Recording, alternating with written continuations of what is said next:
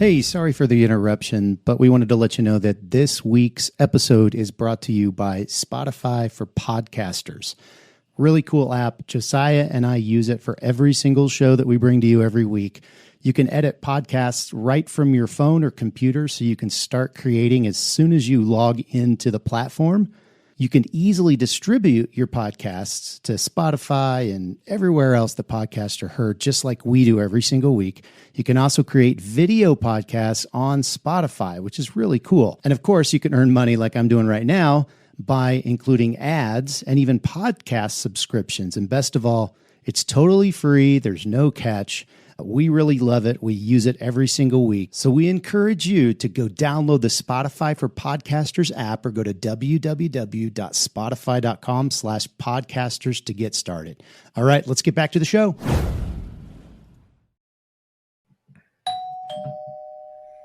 Welcome back to the Print on Demand cast. On this week's episode, we're going to talk about learning POD the hard way. Let's get into it.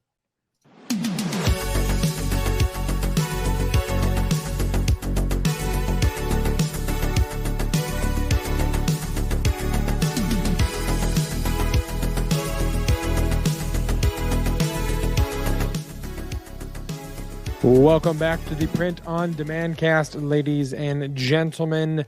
Before we go any further, do me a favor, do us a favor, and like and subscribe and share the show wherever you're at, whatever platform you're listening from. Share the show. Leave us a review if you're on Apple Podcasts or on Spotify. It is greatly appreciated. And who is we? I always say us and we before I even introduce the co-host of the show, which if you've been listening for any length of time, you already know who it is. Travis Ross. All the way, what?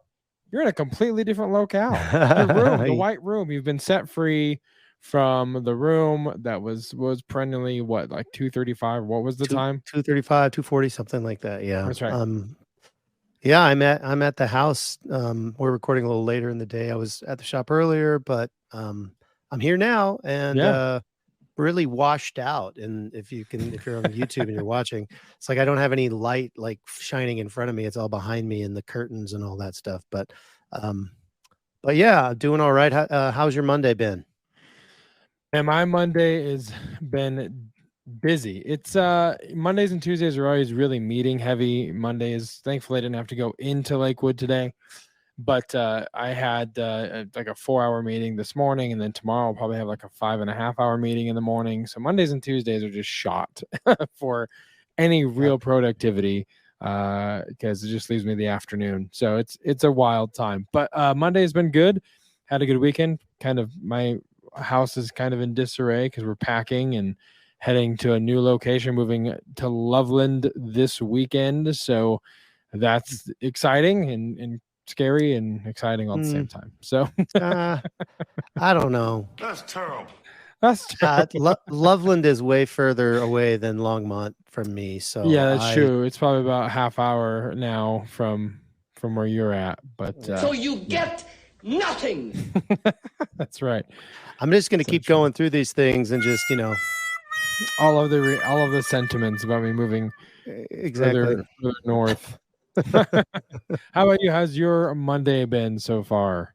Well, it's been a really crazy last few weeks, and if I could sum it up in a jingle, this would be it. Emotional damage.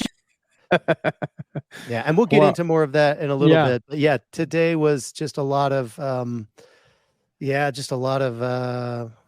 oh man, there was a couple meetings in the morning, and then just scheduling things, and like I said, we'll get into some of it a little bit later, but I'm just as busy, man. Even though I don't have 5.5-hour meetings, I have other things. And yesterday I started feeling like I think I'm getting a head cold.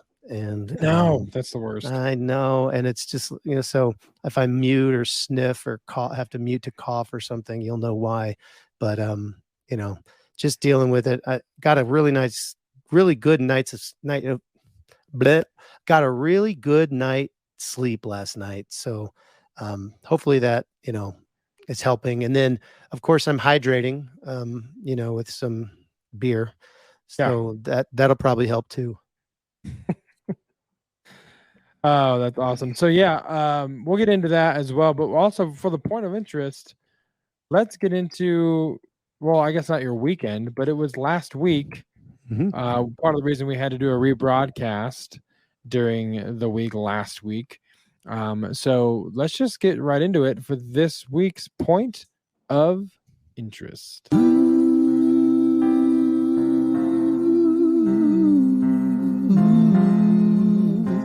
Point of interest.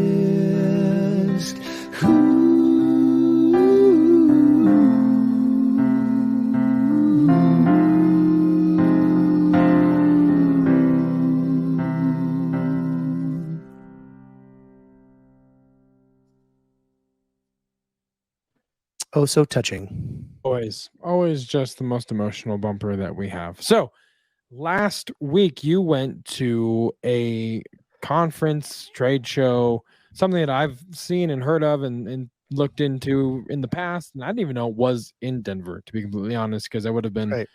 slightly more proactive and maybe got some time off work to go. But Podcast Movement was in Denver. So tell us, man, how was that? What'd you learn? It looked cool. I saw highlights, and a couple of folks that I follow on Instagram who have really well-known podcasts were there speaking on panels. So interested to hear more about it. Yeah. I mean, first and foremost, it had the word podcast in it. And so I was like, oh, PODcast. It's, you know, it's like our show. So that's really the reason I went. But no, actually it had nothing to do with print on demand. It was all about podcasting. And I actually found out about it the week before and was like, oh my gosh, this is going to be in Denver. We've been doing this for, years and almost 3 years. We're coming up on 3 years. I think we started in September of 2020, and here, we're recording this on August 28th. So we're, almost 3 years of weekly podcasts. And so I was like, I think this would be a really good thing to attend. So I went, and they had different tracks. They had tracks on like the technical side of things and like how to make your podcast sound better. And I mean, there's every type of podcast represented there, from, kind of the storytelling podcast, the true crime stuff, there's business shows, obviously. There's tons of podcasts about podcasting, which I thought was really interesting. And so the technical side could be, really, that rabbit hole goes really, really deep depending on what kind of show you're doing. Right. And then, like you said, there was a lot of different panels with different, podcasting celebrities, if you will. And I don't want to belabor this point of interest too much, because it's really not about print on demand, but it was really cool. They had, like I said, they had the different tracks. They had one on technical, they had another one on creative. They had like interviewing tips, which, we could definitely use. It was like every part of it. It was like, oh, do I go to that one or do I go to that one? Because my podcast definitely needs both. Yeah. So they had a monetization track, how to get advertisers interested. They had, ideas for like companies there, tons of vendors, with different services, different hosting services. And then, things like AI was a really big hot topic the whole week, which of course it is. And a lot of these vendors are getting into using AI in their platforms. And so they'll have like, you have a hosting platform, you release a podcast, and then you go, all right, AI, do your thing. And it'll like give you the good title for it. It'll give you show notes. Some of them would even like give you blog posts based on your content that you're putting out. And I mean, there's so many things. This AI thing is really, really taking off. And I think, I don't think anybody really totally understands it yet, but yeah, it was really interesting to see how AI is even affecting podcasting, and like these different companies were using it more and more. And so, yeah, I mean, we're going to save, we'll probably talk about like, what does all this mean for the podcast? We'll talk about that later, but I could see it, definitely. And I mean, to, full transparency, Josiah and I haven't even really had a time to just talk about the different things and the different ideas that I came away with. And I don't want to obviously go to the show and like not implement anything I learned. So, so anyway, at some point we'll do that, and there'll be some, new things probably coming down the pike.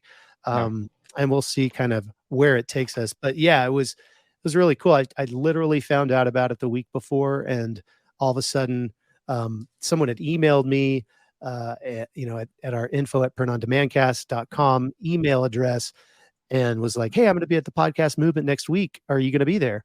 And I was like, "The what?" And Come again? I looked it up. Yeah.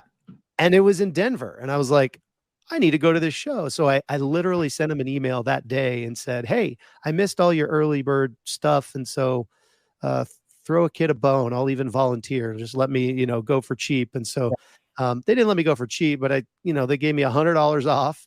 And so I was like, all right, well, it's not going to be, it's actually in Washington, D.C. next year. So we'll see if I make it to that one. But Yeah. I definitely wanted to go to the one that was like literally in my backyard. So I had a lot of fun, met a lot of cool people, and a lot of cool vendors, have a lot of ideas, have a lot of homework. You come home with that big bag of business cards and, email addresses and all of the stuff. And whenever you go to any trade show or conference, Exactly. like that, so you just have to sort through it all and figure out, what's next. But overall, super fun. If you are doing a podcast or ever have considered it or want to do one, I would highly recommend checking out Podcast Movement. It's really cool. Yeah, I'm super excited that you went. Super excited to hear more stuff you came away with, and who knows, maybe next year we'll be having people tell us dad jokes at Podcast Movement in DC. Mainly because I've never been to DC, and it'd be really fun to go see all the sites there.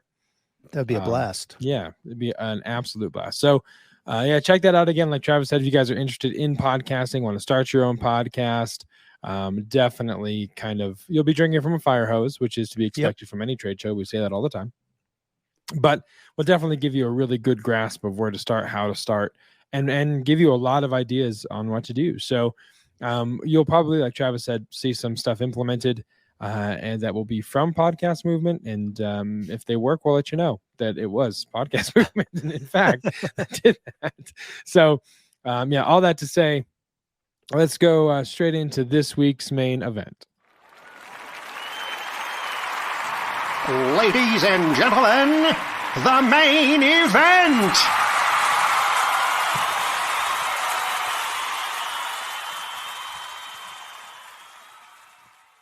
All right, Travis, we're calling this week's episode Learning About POD the Hard Way. Which, but people are probably wondering, like, what do you mean? What's the easy way? I don't know. But we're here to tell you about the hard way, and more so, Travis kind of sat down and thinking about what to talk about and understanding, we're both coming at this like we've had busy days. I'm on a tighter schedule, so what should we just talk about? Have a conversation more so than necessarily diving deep into some notes about what we want to talk about. So you wanted to share with our audience kind of one of those episodes we do where we just kind of bare our soul, or a little transparent, and maybe it's cathartic in a way for either of us when we're in this position to kind of just process out loud to people who we know have listened to our content, who are loyal listeners to the show, and definitely, if I can use the word fan, which is a strange thing, of the show, fans of the show, maybe not of you and I, but of the content at least. So yeah, man, I'll let you kind of take center stage here and kind of share and give an update about where you're at. You kind of alluded to it earlier, with today being kind of a hard day, and the last couple of weeks being emotionally draining. So kind of let you catch everybody up. Yeah. I mean, one of the things that I've wanted to do just for a while, so I guess what I really wanted to do is just be open with everybody that listens to our show, because I think when you put out content for 3 years and people hear you, and they there's an authority, I guess, that you can build over time, and like people look up to you and they say, oh, well, if I could only do it the way Travis and Josiah do it, or whoever, insert podcast name here, but I don't, it's not always easy, and you have to make hard decisions, and things don't go the way you think they're going to go, and that's been the case with me. And so I really felt like I wanted to just kind of pull back the curtain and just be open and honest with where I'm at with my print on demand business, because I don't want you guys to think, I don't want you to think that I'm not who I say I am, or that, that I'm hiding things, or any of that stuff. So I just want to be honest and open and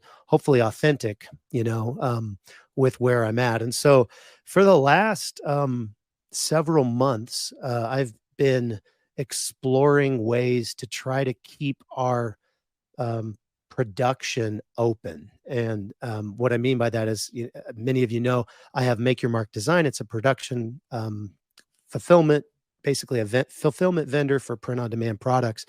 And we've been doing that for the last 3 years. And we have a facility with employees and all of that. And January, February, and March were really, really hard months. And I don't know why, because December was fantastic. And usually January is pretty dang good too. Yeah. But we lost a lot of money in those months because orders went down. And, I had a full staff to pay, and I had rent and, bill,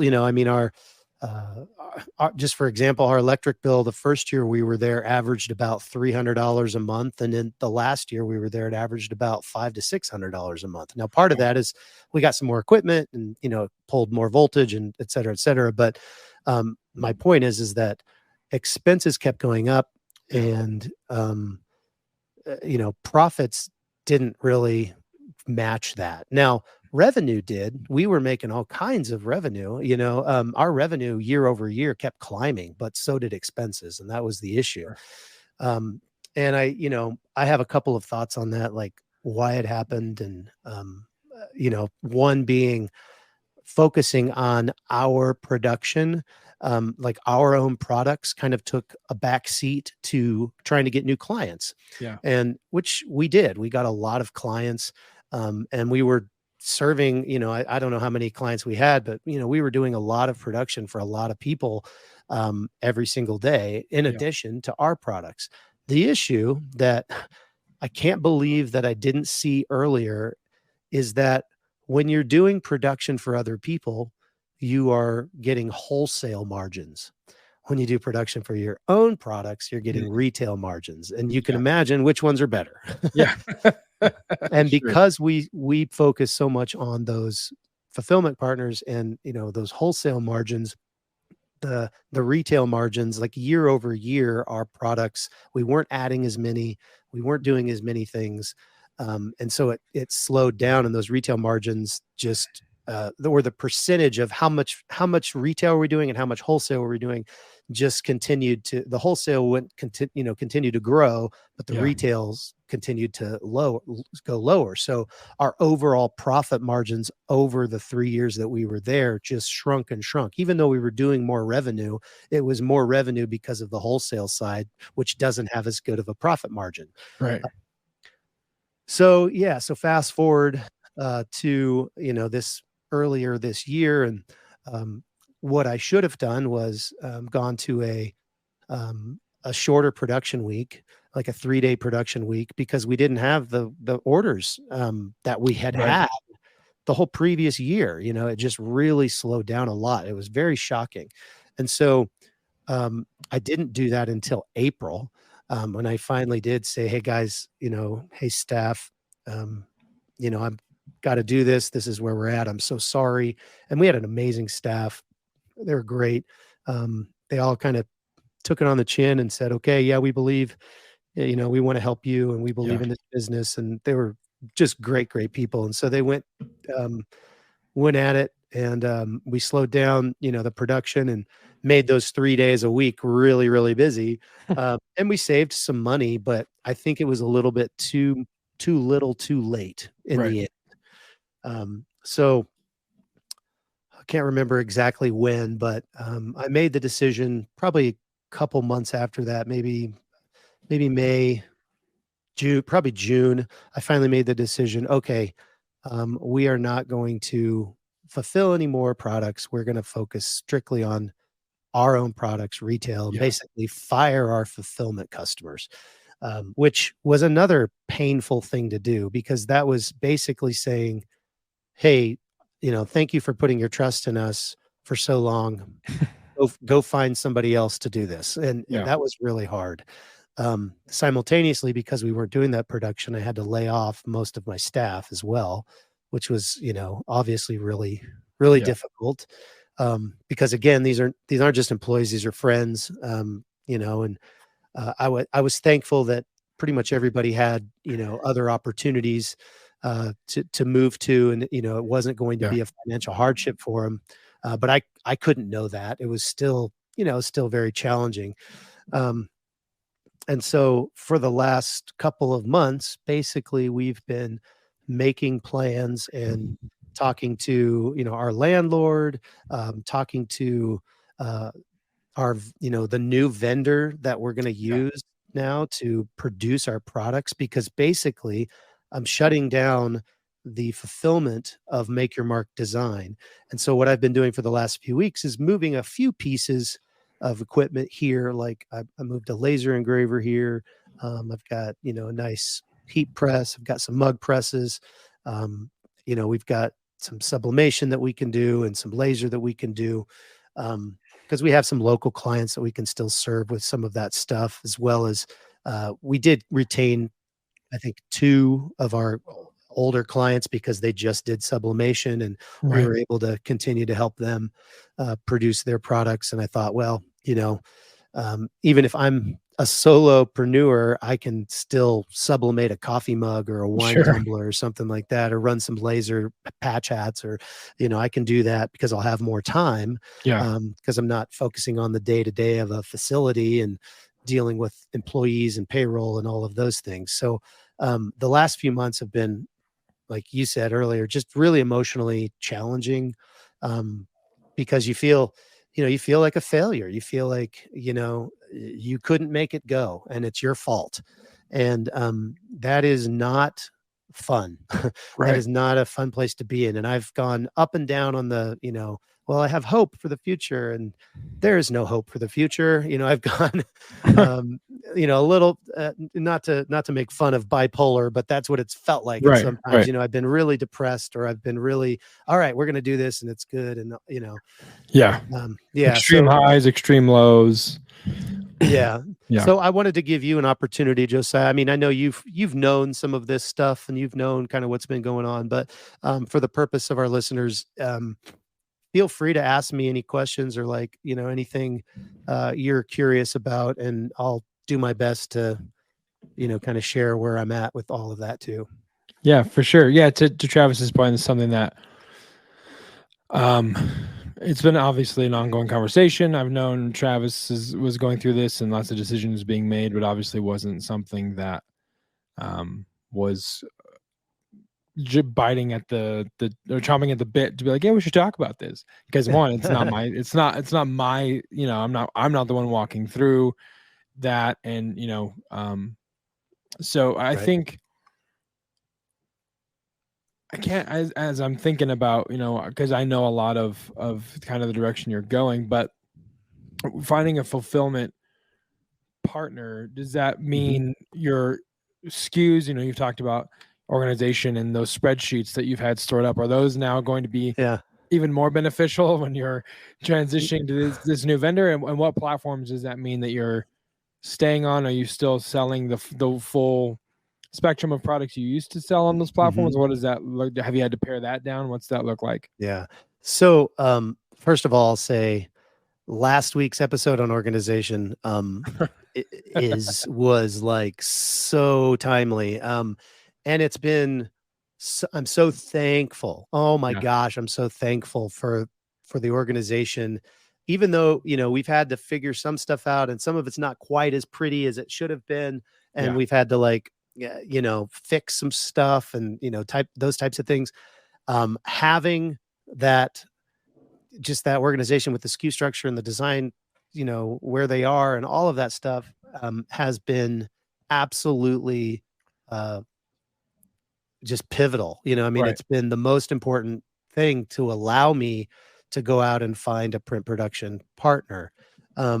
So to answer that question, we're using Guten, Yeah. and I reached out to them, and they were able to give me special pricing because we do more products than a So lot much of more. people Yeah. do, Yeah. and more sales, I guess. And so I got some pretty good pricing. A lot of it was on par with like Printify's Nice.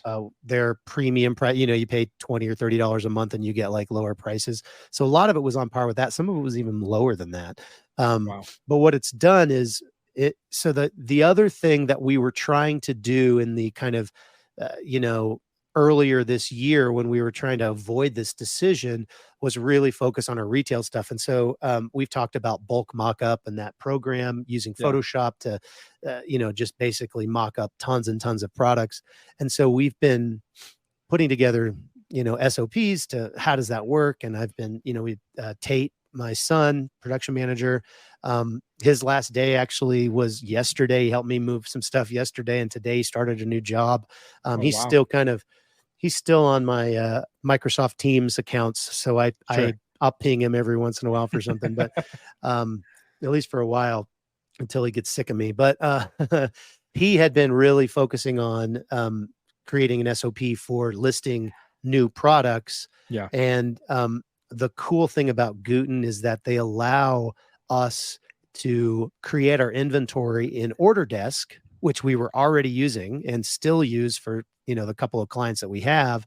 And basically we just had to tweak our print files and put them on their templates, which bulk mockup made it very easy to do. We were just able to knock them out and then create all of those templates for those different products as kind of the last step of the SOP, and load them into Orderdesk. So when an order comes in and it's a specific SKU, everything's there. Guten knows exactly what it is. They have the right print file. It goes right in. If there is an issue, and there have been, a few things that we've had to correct or add to the inventory. Right. If it doesn't, it just basically has an alert in Guten, and I go in and fix it, or one of my VAs goes in and fixes it. But it's been really a good experience. I've really been pleased with Guten on awesome. this whole process. I started with Printify because I was planning on, what's $20-$30 a month to get their good pricing. But they didn't have a way to make me automate or allow me to automate it. I was going to have to, every time I got an order, I would have to go to Printify and create the art. Gross. And then pass that order from Orderdesk afterwards. So if I got 20 orders in a day or 50 orders in a day, or in Q4, I got 200 orders in a day, I got to go create every single one of those. And so it just was not. Yeah, it doesn't sound like the move. Yeah, that just didn't work for me, and I tried to get them to, bend and break, but they stuck to their guns. And but the cool thing about using Orderdesk is I don't have to worry about what integrations Guten has, because all they do is integrate with Orderdesk, and my Orderdesk is the thing that integrates with Walmart and Amazon and Etsy and Wish and Bonanza and and et cetera, et cetera. And if I want to start a second Amazon account or a second Walmart account or whatever, I can just continue to do that, and pass those things through to Guten in a pretty efficient way. So overall, it's been a good experience with Guten. And it's also obviously opened up a whole new bunch of products that we can now do and put our designs on. And so we've been doing a lot of that. We did have to, stop a few things. Like we can't really find anybody to do the wooden signs or the specific type of pillows that we do, or the specific type of tea towels that we do. So we had to pivot a little bit there, but overall there's enough other products that still give decent margins. I mean, it's nowhere near the retail margins, but I don't have near the overhead now either. So, so as of September 15th, I'm out of our space completely. I've got some listings on eBay for some equipment. I've got some listings on Facebook Marketplace for some equipment, and just trying to, kind of liquidate what I have at the shop. So I can clear it out for my landlord. And then obviously we've got I still have a few things to Yeah. bring from the shop here, but it's mostly moved. Now it's mainly just setting it all up and, kind of creating a new space to do, much less production, but still having that space that's efficient and, just makes sense. Yeah, absolutely. All right, if you're watching on video, you see a pretty drastic outfit change, and Travis is actually a prisoner again in his room where it is 235 perennially all the time. Reason being is schedules have been a little nuts, and I had to go, and I wanted to continue the conversation that we've been having on this Right. episode, but the time that I had would not really facilitate a good conversation without me going over. And then if I was late to where I was going, I'd have to deal with my wife. And so I figured that it'd be better just to take a quick pause. And so if you're watching this, Travis and I now look completely different, but we're going to be talking about the same thing that we've been chatting about this episode so far. So Travis, we left off and you told us you had kind of found a supplier for Guten, or through Guten rather, talking about kind of scaling back some solutions maybe, or scaling back some products and maybe adding some new stuff that Guten has for you to add to your catalog.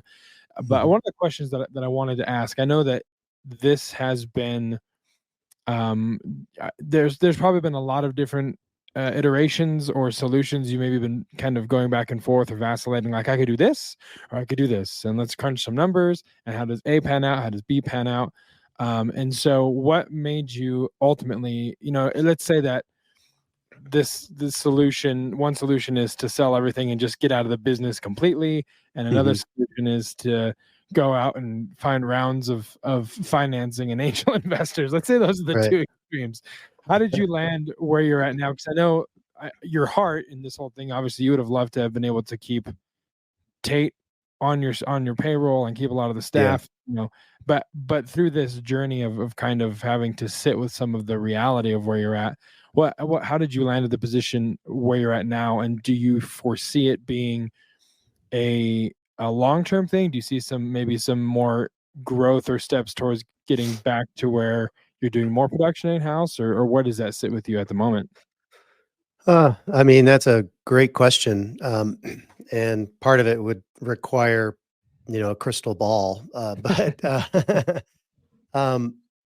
I think really the decision really came down to just the financial element of it. We had a really bad January through March. And like I said, the revenue was always trending up, but the margins were trending down. And so, I mean, I think in the end, I really enjoy, the freedom that owning my own business gives to me, and it doesn't necessarily have to be in a production facility for me to still own my own business. And so, I think it was definitely a roller coaster, because as it would be like, I would make a decision. I'd be like, okay, this is the direction we're going. We're going to, we're going to sell, we're going to move, we're going to blah, blah, blah. And it'd start putting things into motion. And then I had probably 3 or 4 people come in at the 9th hour and say, hey, we might want to buy everything. We might want to continue production. Right. Would you be willing to stay on and like manage, the Colorado operation of our big business or whatever? And it would like just get my hopes up. I'm like, well, maybe I don't have to go through all the, stuff that that I'm now going through. And all of those things kind of came to an abrupt end, one way or the other. One guy didn't ever, he was like, hey, I talked to my buddies and I'm going to let you know, I'll contact you this week. And 3 more texts from me to him, and never heard from him again. And that happened, and a couple of people were just like, yeah, I don't think, we're too early in our business to do that. And it was like always just kind of the wind out of the sails. It felt like, someone pulling the rug out from under you again. You're like back in the doldrums. And so that's been a challenge. I mean, the emotional stability of Travis for these last few months has been a challenge, and I'm so thankful that I have, my wife that's very supportive of me and, will support me whichever direction I go. She's amazing. We've been married over 25 years now, and I love her to death. And then, I'll be even more transparent. my counselor. I've been seeing a counselor for about a year now, working on some just emotional, stuff. And it's really helped having somebody to talk to and being kind of having a scheduled time every week that I kind of have to process all of the things that That's are good. going on. Yeah, that's awesome. Yeah.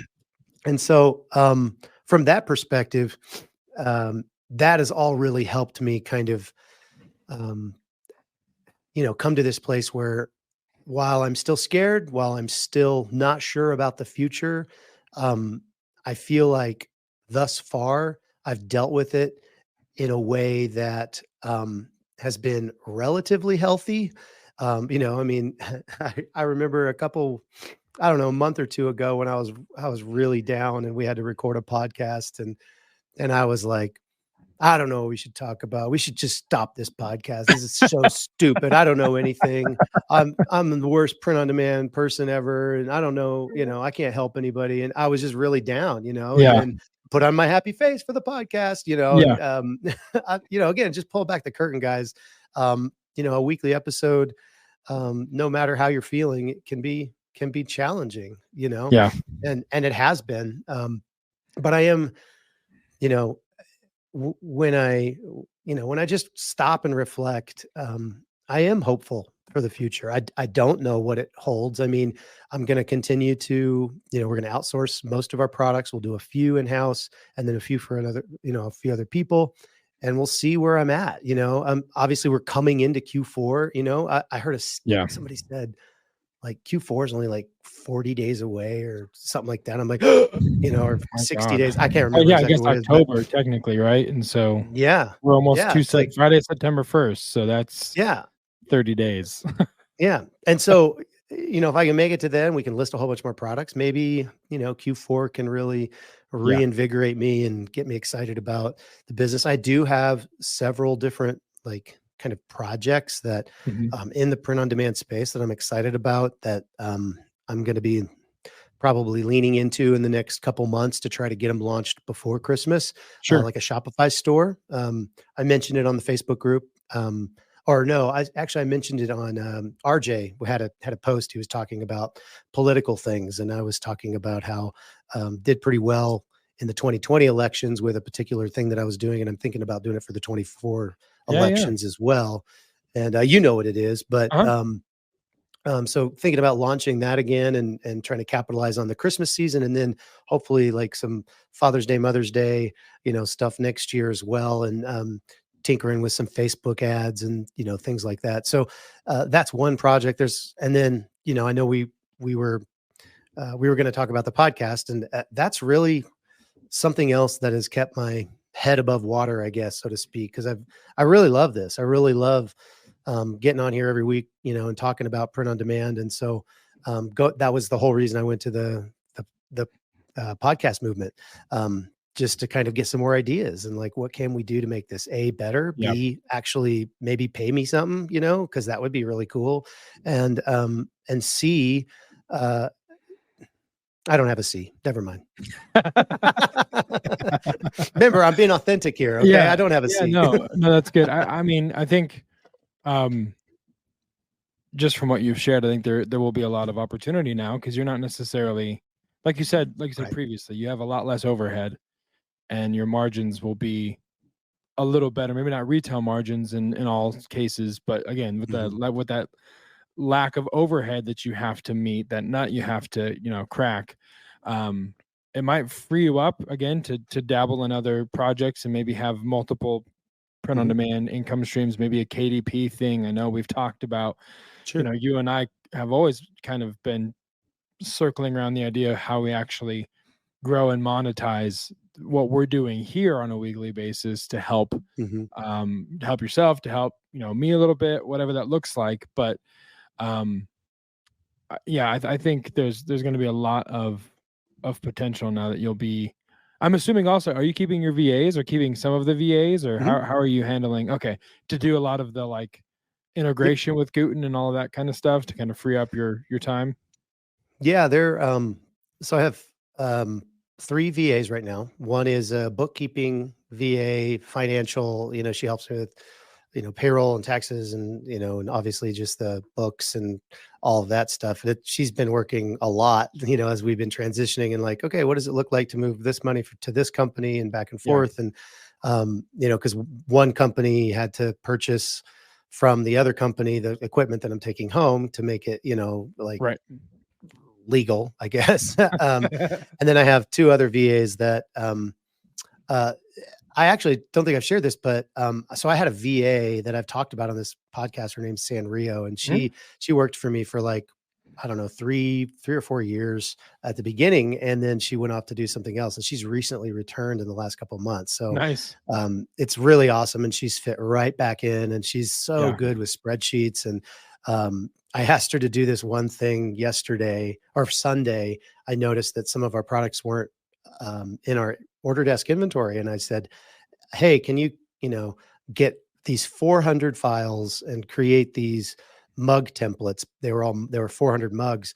And I'm thinking, okay, it's going to take her a while to download all the files. And then she's got to put it on one side and then she's got to put it on the other side. And, using bulk mockup, she literally in 6 hours came back and said, hey, that project's finished. Thanks so much. It's already uploaded to Guten, and now those orders or those products will, flow right through now. And I'm like, oh my gosh, you did that in such a fast time. So it makes me excited to, give her more projects like that she's very, very well capable of doing in a timely manner. And then so I have her, and then I have another VA she's more of my assistant, but her and Sanrio have really just been focusing on taking designs, putting them on products, creating mock-ups, creating the listings, uploading them to Amazon, uploading them to Walmart, and preparing for Q4 to just have tons and tons and tons of offerings out there, so where we can capitalize and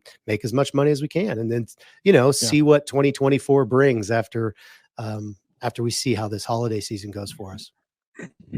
Yeah.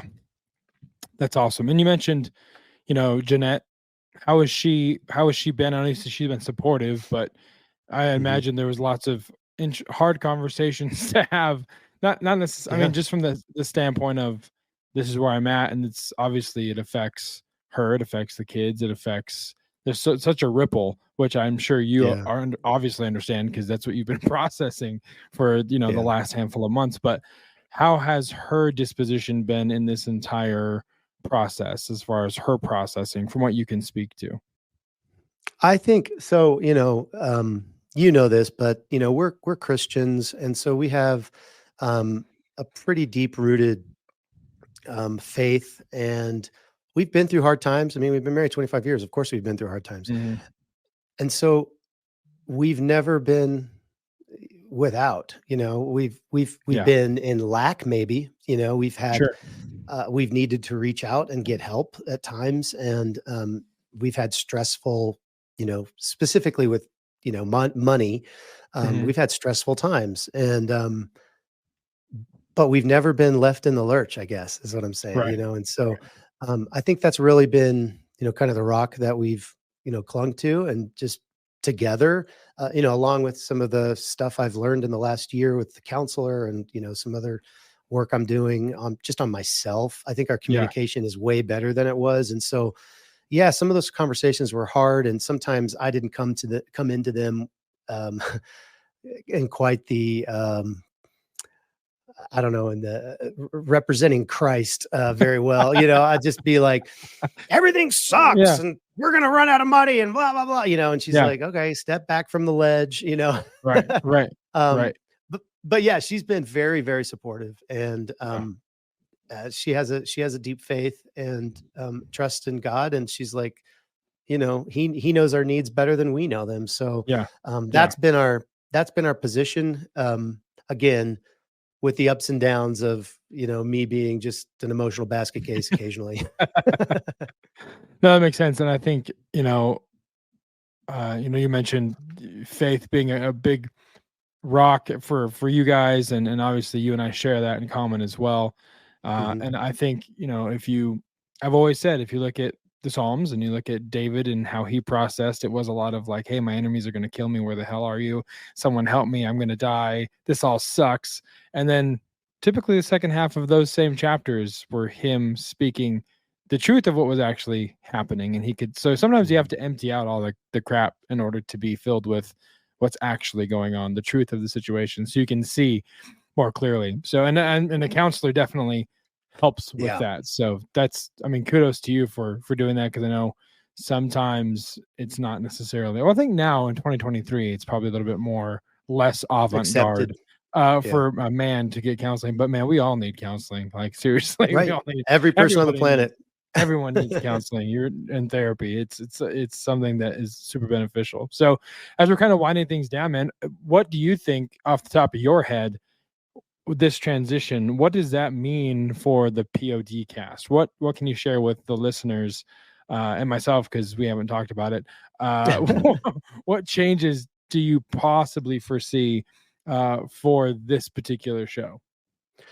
Well, yeah, I mean, I guess one of the silver linings that you may have read into by now is that I'm probably going to have a lot more time on my hands, just not having to run the day-to-day operations of a fulfillment center. Right. So I'm hoping, and I'm right in the middle of everything, so I haven't really honestly had the time to just like whiteboard it really, sure, and say this is the plan, this is what we want to do. But I mean, and that's the thing about business. You always have ideas. It's all about the implementation. Ideas are a dime a dozen, but if you don't implement, and and that's why, or one of the reasons why the print on demand cast hasn't really made a lot of money, and it's not that we came into this thing, hey, we want to make money. But that was a nice side benefit of potentially putting out a lot of content. And so I think I'm going to focus on that. I think, I want to build up our email list, and if you're not signed up, go to printondemandcast.com and sign up for our email list. Eventually I want to put something there that's actually more than like, hey, you'll get a weekly dad joke, maybe, have some type of benefit to the person to give us their email. And it's not just, an exchange for for nothing, and then from there, I have some ideas like, maybe doing some coaching with, and we've talked a little bit about this in the past, but I think I'll have more time to like maybe do some actual coaching for some people and help them in their print on demand, in their business, help them get organized, help them, kind of see the forest through the trees, and really see it, holistically. And then, I mean, there may be a course, I know course can be a 4-letter word for a lot of people. They're like, now you're a guru, and that's not really the point of that course. Would be more to just kind of condense some of the information that we talk about every week. And then, I mean, I could see some more community around this print on demand business, in our community on Facebook, and maybe allowing people some access to some special groups that they can really dig in, and we can kind of do almost virtual coaching, and say, hey, give me what is your actual problem? And maybe you pair that with a basic course on, organization of your print on demand business. And then people can ask you questions and all of that stuff. So I think there's a lot of value that we can provide, and I think it's worth something. I'm not like just saying that. I also think that there's other ways to monetize that don't necessarily tap the listeners, just through advertisers, and I think if we can continue to grow this show and continue to, find new listeners and people that value this type of content, that can turn into, this show being attractive to potential advertisers. So, I mean, I am guilty of, every time I listen to the podcast Smartless, with Jason Bateman and Will Arnett and Sean Hayes. And, I don't like to pay for podcasts. So, but every time that ad comes on, I'm like, plus 30, right, back 15, and I'm ready to go, so, but I mean, that's just the way I do it. And some people listen to them and whatnot, but obviously there's value for the advertiser. They wouldn't be advertising on the show. But I guess what I'm saying is I'm giving, if we start doing more ads, I guess we have an ad at the beginning of the show every week, but Right. probably people are already doing that. But I give you all permission to hit the fast forward 30 seconds for those ads if and when they do show up on our stream. I'll tell you what, I mean, I listen to a lot of podcasts that, you know, like the Athletic Greens. I've fast forwarded through that commercial enough times that now when I think about like, when about supplement, like Athletic Greens. I've heard the discount code for 6 months. You know what I mean? Or like Chili Slate, the comforter that automatically cools or whatever. Like I'm thinking it's in my mind. I fast forwarded through the copy enough to know what it is that I'm skipping because it's the same advertisers all the time on that show. Totally. Because they're just killing that demographic that advertiser is looking for. Right. So, and to Travis's point, like obviously this thing has never been, we never set out to make this thing a money grab. If we had, we would have probably quit by now. Or done it a long time ago. Yeah, exactly. That was the goal. But to Travis's point, it would be a nice side benefit for the time invested, you know, not just now going forward, but for the last 3 years, the time that you and I both have put into it and just making the weekly content. So there could be more of that. Just to you, the listener, there could be more, you know, advertising in the podcast. But I second Travis's permission to just fast forward it.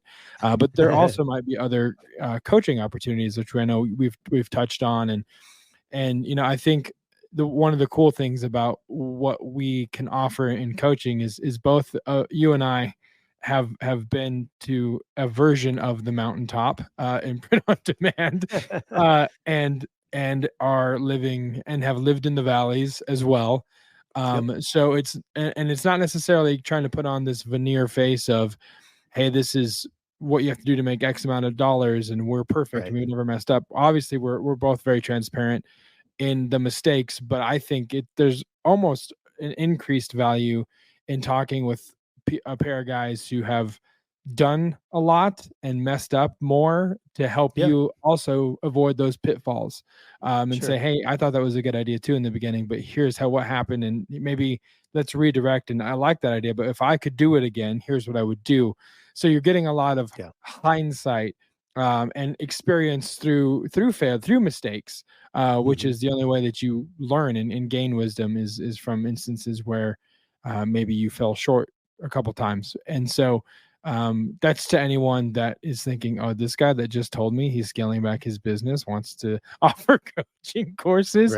No, there's value in that for sure. Like again, in all in an attempt to help you guys avoid the same mistakes that Travis and I have made. So a lot of that could be coming as well. I mean, I would love to see this be the podcast that hosts a get together at Printing United, like the Shirt Show did, or have a booth or whatever. You know what I mean? Like that recording booth. I had booth envy or podcast, and I don't know what it was, but at the Long Beach, the Shirt Show had that booth, and I was like, that's pretty badass. Yeah, you should have seen what some of the booths that they had at the podcast movement. Oh my gosh. Yeah. I'll tell you about that offline, but it was pretty nuts. Yeah, for sure. Awesome. Well, Travis, anything else before we wrap this one up? He's coughing his brains out. It's okay. Give him a second. Yeah, I've been a little bit under the weather the last few days. Got a little runny nose, and it's starting to. We're not going to let it go to the chest. Okay, it's not going there. No. I got to sing. You know, that's another stream of income with my band. You know, I gotta protect the moneymaker here. So, no, the only other thing I was going to tell you, I heard about this new Fleetwood Mac GPS. Have you heard about that? No, I had no idea. I mean, you know Fleetwood Mac, right? Yeah. And they put a GPS out. And you know, and at first I was like, oh, that's really cool, but it's actually totally useless. Every time you try to get directions, it just says you can go your own way.